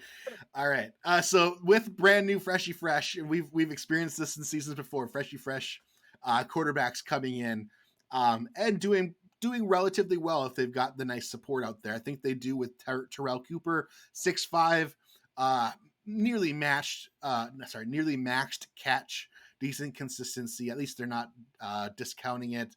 Decent run route. I think that's a great target out there.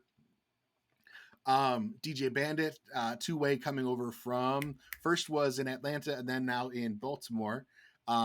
Great receiver out there. Again, not able to progress this person, but David Anderson, I think, is a progressible non-two-way player. It looks like it. And they're just going to get better as a wide receiver 2 out there. And who knows, could even surpass, depending on what progressions they make, could even surpass Terrell Cooper as the number 1 or maybe not as number 1, but even as value out there. But this was the team, Daniel, I was talking about early on, saying that the running back might be waving to their fans as they're going by. I feel J.C. Bacon could be the finesse reincarnation of Squarebush this season. Just simply, with what he has on there. And I think I don't know, I could see him having a good year this season. What's your thoughts, Daniel? I don't know. I can see it. The problem I have with that is he is a two-way player. Mm-hmm. So he won't be progressing anymore. And he still doesn't have animations. And what really made Randy Squarebush that extra knock in the face was he ended up getting animations in the minor leagues, and that really pushed him over the top. I can see him being arguably the best running back in the minor league, but I don't think we're going to have a Squarebush performance or a Douglas Brown from our season performance. Oh, sure. I don't know. I don't know. He has the support of a fullback, and DJ Bandit does have max run block. So I'm kind of thinking there might be some part of the system that could really help get him going, but to be seen, right? The proof is in the pudding, so let's start making pudding. Oh man, I'm hungry. Derek, what is your thoughts on this offense? I like the offense, and I think Jay-Z Bacon's gonna have a great season. I think if they can utilize a new quarterback well, I think this offense is going to do well. And Johnny, your thoughts on the offense? Yeah, pretty much the same thing. I think with a brand new quarterback, you would seem to think that they would rely on the running game. I think Bacon's going to have a great season. I definitely don't think it's going to be like watching Squarebush, though. I don't know exactly what he's progressed this season while being in Fort Worth, but Jay-Z Bacon was there last season, and again, he was a solid back, but he didn't have that standout season, I guess, in the minors last year. So I see it being very similar to last season, so very solid, but not over the top. Sure.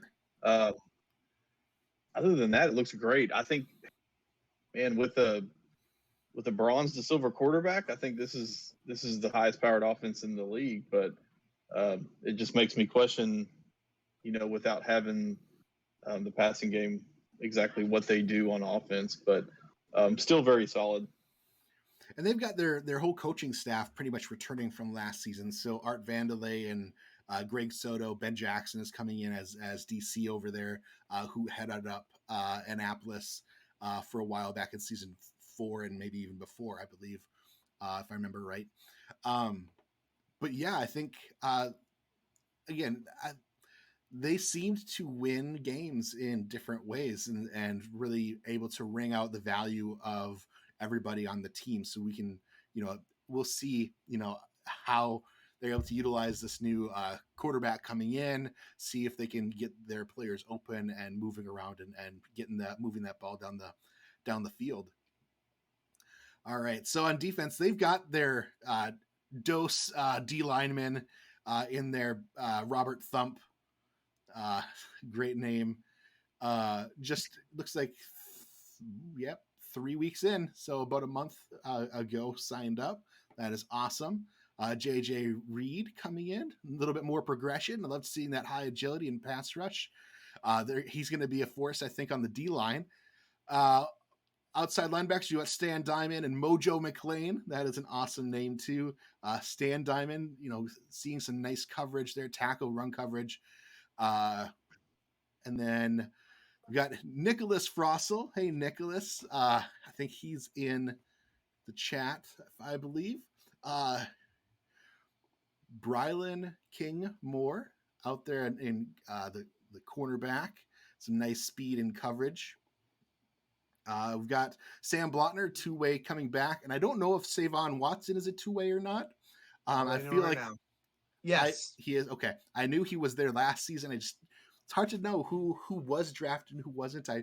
Most people were drafted, but I didn't want to make an assumption. And then we've got Strike Vader, which is a pretty sweet name too.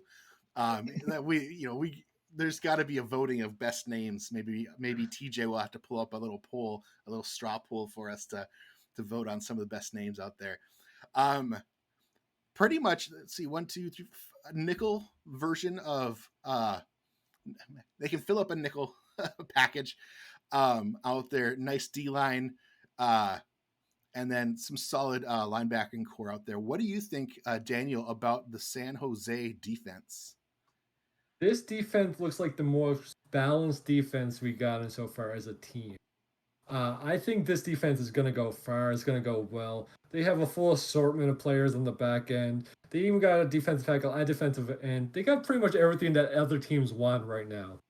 And I think some of them being bronze, they have 4 bronze in the defensive side, is actually going to bolster them from the start. And I think they'll be able to continue that throughout. I think this is one of the better defenses in the league. Awesome. Derek, your take. I agree. And I also think it's going to be a really good defense because of the DC. Ben Jackson was my coach in Annapolis, and that defense was solid. I think, and going into the last game, I think we almost had the record for the least points against. But I think this defense is going to kill it. Cool. And Johnny, your thoughts on the defense of San Jose? Yeah, I agree as well. I think Ben's got to be smiling looking at what he has, because he does have more than what everybody else has. Yeah, defense looks great. I think game planning on the offense against this defense is going to be different than any other team in the league. So, yeah, I look for nothing but great things from the defense here in San Jose. So it sounds like the flight will be flying high. Sorry, that's brought to you by Axel. And this is what the Minnesota Legend deal with every week, folks. Not every week, every day. I'm just kidding. We're having fun. It's Yeah, all about yeah. good times. Good. Let's see. All right. So I agree. I think they've got a lot of the pieces on paper. They look really good, and they should have, as Steven said in the chat, they have a really balanced look. It's not like strong. They should be able to handle the run pretty well. They should also be able to handle the pass pretty well and be able to switch between them pretty seamlessly. Probably, like you said, the most out of the other teams out there. I think the only other team that I think could have an equally as good defense is Lexington. I think Lexington similarly has a pretty solid D look to them. And then finally, we've got Tacoma. So Tacoma, we have King Jackson at quarterback. We have JB Elliott returning. Loved seeing him in his games last season. Rob Hunt at wide receiver, 6'6", huge man out there. And then Lili Nakai at 6'6" as well. Just 2 mammoth. And then Bob Lung at 6'4" at tight end. but I think Lily Nakai is Suda Nakai's wife. I think so. That's Charles Doherty, former owner of LSG, new running back in Carolina. It's fun having family and friends in here. I think, let's see, JB Elliott's been able to progress a little bit more from last season. Secure ball is high. Don't want to be giving that ball up. A nice consistency there. Able to now, again, continue to progress, get that, the strength, break tackle, get that agility boosted up there. No animations yet. Still working on the traits. That is awesome to see. Finesse back at 195, 5'10". Just a tad on the lighter side, or on the lighter half percentile, you could say. For some backs, but not bad at all. King Jackson, nice pass arm strength, maybe throwing some lasers out there, playing a laser tag, pass accuracy, read coverage, pretty nice. Johnny, what is your thoughts on the Tacoma offense? Well, I'm Tacoma through and through, so I don't want to. It's all right. Let your bias come out. That is fine. Talk them up too much, but I really like Tacoma's roster from top to bottom. I've had the opportunity to talk with King Jackson a little bit. I like what he's doing with his progressions. Obviously, there's a little bit of opportunity with composure, but just a short amount of time he's been in the league and focused on progressing his primary attributes. I really like where he's at. JB Elliott was great last season. I think his build's good. I think it really, when you look at the running backs, I think you're top 2 or 3 for sure this season. The wide receivers look great. I think King Jackson has some weapons to throw to. I really like Tacoma's offense so far coming into this next season. Again, it's a lot of new faces, but I like what they've done so far. We've been fortunate that the players we have joined at least with, a couple months ago, 2-3 months ago. So they've had time to progress, and I like where they're at. That's great to hear. I love hearing, the inside about the locker room and how things are gelling and getting to know, and it's also, it's so hard, coming firsthand, joining in the February before last and having a couple months where you don't even know. That was my big learning curve, was what do these traits mean and how do they play out on the field, and which one should I do? It's sort of like you're in the soup aisle at the grocery store. You're like, I don't even know if I want minestrone or if I want gumbo or, chicken and stars or what. I told you I was hungry. Definitely gumbo. And then, if you haven't, those viewers, we do have, from our first episode last season, we have the Deputy Commissioner Andrew Rastelli joined us for a long session where we went through all the different attributes for different positions to share what they do, how they play out on the field. So again, Johnny, like you were saying, maybe there could be a little bit of choice of like, hey, maybe I should add some to composure, etc. Without seeing your player on the field and how it plays, how you're playing out in the current traits, that's something that's tough to do with just your brain if you've never really, seen how they play out. Once King Jackson gets on the field and sees how he plays, you might be able to see, oh, composure should help you, or you see how you're scrambling a little bit, you move and you're running a little bit when the defensive linemen get closer to you, etc. That's exactly what you can see, and making those adjustments then from what you're seeing, and trusting and talking with your coaches and asking, hey, what would you suggest what I do, or getting different people's perspective that have been in the league longer and things. That's always, we're here to help as well. So feel free to reach out. I'll post a link to our entire past episodes playlist. You can go and check out. There's, I think, 31 different hour plus videos on there of our past 2 seasons. So there's a lot of gold out there to be mined. Derek, your thoughts on the Tacoma offense? Well, I just picked Tacoma to win it all. I really like this team. The offense, I like the offense, and I'm going to say it, there's no two-way players on that offense. So it's only going to get better. My only concern is looking at progressions. It looks like JB Elliott has missed 4 of the past 13. So if he keeps that up, he's not going to progress too much, or he might be gone. So progressions are important, guys. Absolutely. And one thing that when I was in the minors, I was always the one saying, "Come on, guys, progress." You know, it helps you, it helps your player, it helps your team. Yeah, progress. Absolutely.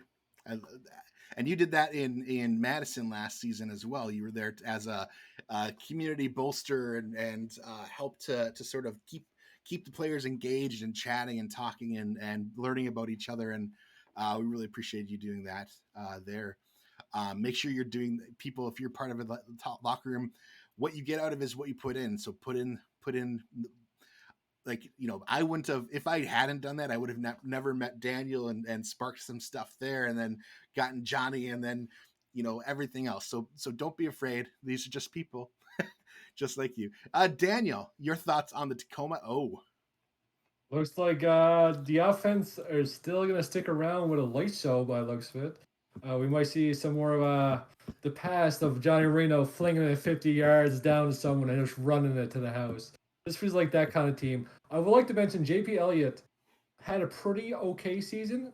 Oh, good to okay, but I love the fact that my best memory of him is the high step. If you remember one preseason game, he was jumping with his knees to give true people. I think, and it looks like he's already missed a few progressions, so we'll see how that goes in the long run. But this looks like a good team offensively. Defensively, there's a few hits or misses, but offensively, they look pretty good. And like Derek said, they can continue to progress, which is going to be huge. Mm-hmm. So let's get to the D then. So we've got defensive tackle Jason Bourne, which is spelt wrong, but that's pretty awesome still. No, not really wrong. I'm sure that was intentional as to not, override trademarks and copyrights and things. Progressing nicely, where they want to, nice agility and speed, strength, tackle, consistency. I love a little bit of the spreading it around to the important parts so that you're progressing your player as a whole versus I'm really fast, but I can't catch or I can't cover. I'm in the camp of progressing, as a whole. Two nice two nice linebackers coming in. They'll be doing their job. Angel Maldonado, really solid cornerback at CB1. Got the nice coverage, got, aggressive. They'll be going after that ball. Love to see you get their speed and agility up, but we'll see there. Tiga Clay, we know pretty closely, being on the legend. Tiga, I think, is going to be a great asset in the back. The safeties really got some really good stats there. Remington James, I think, also coming in, at least has some really good coverage and speed and consistency. I think they have a really good foundation to build on, and the areas that they might be lacking are areas that can be progressed. So I think in general they have a solid, B plus for the defense. Daniel, do you want to speak about the defense at all specifically? Yeah, so defensive's okay, especially on defensive end. I think the front seven needs some work personally, especially as we've seen later on. A few running backs have been looking good. We do have looks like 2 fullbacks in the league, so it shouldn't be blocking shouldn't be that big of a detriment. But these are fresh faces. We won't be able to see how they do until they actually get out there on the field. I would like to see some upgrades there, but I mean defensively on the back half, they're good. No kicker or punter for this team, so Yet something to know. something to mention. Still plenty of time before minor league. So everyone that is here, get your friends to join and see how you go. Have some watching parties. I think last season, you get a little bit of like people watching the pros and they come and want to join, and they join, and they get into the minor leagues, right? But now you're actually seeing, hey, I could join, and tomorrow or next week I could be in the next game out there making a difference. I think that we see a nice little influx of people are wanting to see themselves out there.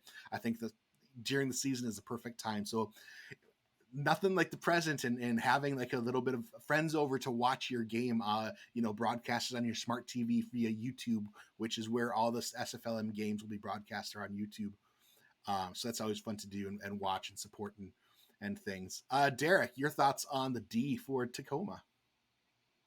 I think the secondary is pretty solid. The front seven, like Daniel said, not great, but all those guys in the front seven are none of them are two-way players, so they're going to progress. I'd like to see another D lineman. Hopefully, they can get one, because that's really their only clearing weakness is having only one D lineman. But the defensive tackle, I realized when I was in my season in the minors is that a good defensive tackle can cause some trouble. So at least they have that. And Johnny, your thoughts to wrap up this with the defense of Tacoma? Yeah, pretty much the same thing. Even though there was no two ways on offense, Angel Maldonado comes back. Remington James, I think, was in Fort Worth, so he's a two-way. And then, of course, our own Clay is coming back as well. So secondary looks good. I agree with Derek. I mean, another defensive lineman would be nice. But again, they'll, with the linebackers and the defensive tackle we have, if nobody else is added, which, again, it seems like the defensive trend throughout all of the teams is a little bit of lacking on the defensive line. So I don't think it's a huge miss. I like what I see. Average to above average. I think it'll be just fine in Tacoma. Cool. Well, that is all 8 teams. Thank you for hanging out and sharing your opinions. So yeah, I think there's again, on paper there are some standouts. They may not be like so far above and beyond, but they're just a little bit. They might have just an edge here or there compared to some of the others. As we've mentioned, every week is a brand new week. Every week has new progressions going on, and game planning for different opponents and things. So I think it's just going to be a fun time to see how these teams play out and pan out. And the ones that might look the best on paper may come out strong, and then they flame out a little bit, or vice versa. And man, it gets fun it's fun all the way throughout, but then it gets so ramped up in the second half of the season as people are making their playoff pushes. And no matter what happens, for the 44 minutes that that you guys are out on the field, you're battling each other, but for the rest of the time, we're just one big happy SFLM community, and really are here to support one another and things. So, yeah, let's see. We have, if you want to go out to the Discord channel, our Discord server, feel free to join if you haven't. Out there, we've got a season 6 pre-kickoff predictions channel where you can claim who you think is going to be your way too early vote for who's going to win the championship this season. At kickoff for the first game next Friday night, I'll be capping or pausing that and not updating it anymore. So I've been capturing, I think, maybe almost close to 24 or so predictions out there. Keep those coming. Love to see those and see who you've cursed or blessed with your picks. The curse ain't real. And then our format, so we spent 2 hours. Traditionally, we are not this verbose, this long-winded. We did this because there's a lot of content, a lot of teams to go through. Usually we're about half that, about an hour. We try to keep it around that time. Sometimes maybe if we don't have that much to talk about, we just shoot for 45 minutes or an hour. Typically we've got 2 or 3 individuals, SFLM players, to come on and have a little interview and chat with them, sort of a group chat. So if you're interested in coming on the show, whether that's next week or next Wednesday, we're on every Wednesday. If you're interested in coming on, bite the bullet. If you want to lean into it, come on. We're not going to bite. We're just having a friendly conversation. Want to get to know who you are a little bit. Reach out to us and we will get you scheduled in a time or day that works for you during our live sessions or live shows. And then our format also, we typically have sort of a head-to-head. We'll pull up, Tacoma versus whoever they're playing we'll overview the games for that upcoming week and take a look at who we think might be well positioned to win, or what we might be looking at, and make some little hot takes about that. And if you have any questions, or if you have any topics that you'd like to see us covered, if you have anything like that, reach out to us. We're very willing to make little topics or things that you're interested in, because this is a content for you, and not for me. I don't do this for myself. I do this for you, just like we all do. You're important to us, and we want to make sure that you're getting your questions answered, that you're having the best time that you can have. And I think that is it. Any final words, Daniel, tonight before we say goodnight?